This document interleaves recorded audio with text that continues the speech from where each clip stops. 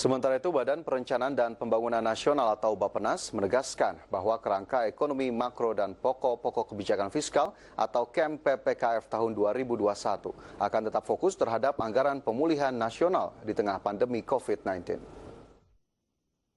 Dalam rapat dengan Komisi 11 DPR RI pekan lalu, Bappenas menekankan penyusunan rencana kerja pemerintah atau RKP 2021. Pemanfaatan anggaran akan digunakan untuk merancang kerangka pendanaan pembangunan nasional tahun 2021. Selain itu, dalam RKP 2021 juga dijelaskan bagaimana mempercepat pemulihan ketahanan ekonomi dan kehidupan masyarakat dengan fokus utama pemulihan industri, pariwisata, investasi, dan penguatan sistem kesehatan nasional. Kepala Bappenas Suharso Monoarfa menegaskan bahwa pemerintah hingga saat ini telah melakukan berbagai cara untuk menjaga agar stabilitas ekonomi nasional, salah satunya dengan memberikan bantuan stimulus kepada masyarakat dan dunia usaha agar tidak terjadi keresahan sosial.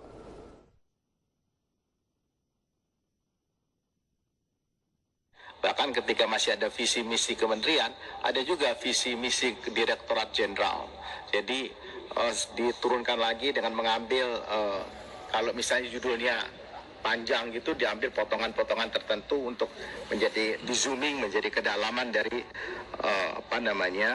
visi misi masing-masing.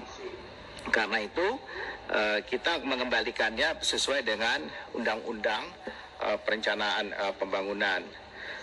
Terjadi saat ini Ya, pemirsa, berikut kita coba cermati bersama bagaimana kemudian defisit APBN yang sudah ditetapkan oleh pemerintah terutama di tahun 2021 mendatang dalam infografis berikut ini.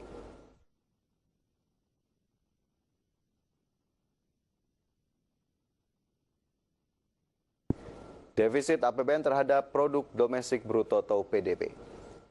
2018 defisit sebesar 1,8%, kemudian naik 2,2% pada 2019. Sementara target atau proyeksi yang telah ditetapkan di tahun 2020 sebesar 6,3%, di 2021 4,17%, 3,6% pada 2022, dan 2,7% pada 2023. Di tahun 2020 ini bahkan Menteri Keuangan Sri Mulyani menyebut defisit mencapai lebih dari 6% dan akan berangsur-angsur mengalami penurunan hingga 2023 mendatang.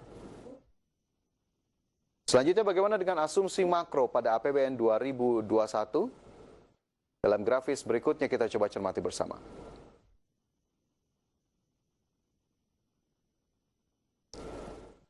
Asumsi makro pada tahun 2021 mendatang, di mana indikator pertama yakni pertumbuhan ekonomi diproyeksikan sebesar 4,5 hingga 5,5%. Kurs rupiah terhadap dolar Amerika Serikat berada dalam kisaran 14.900 hingga 15.300 rupiah per dolar Amerika.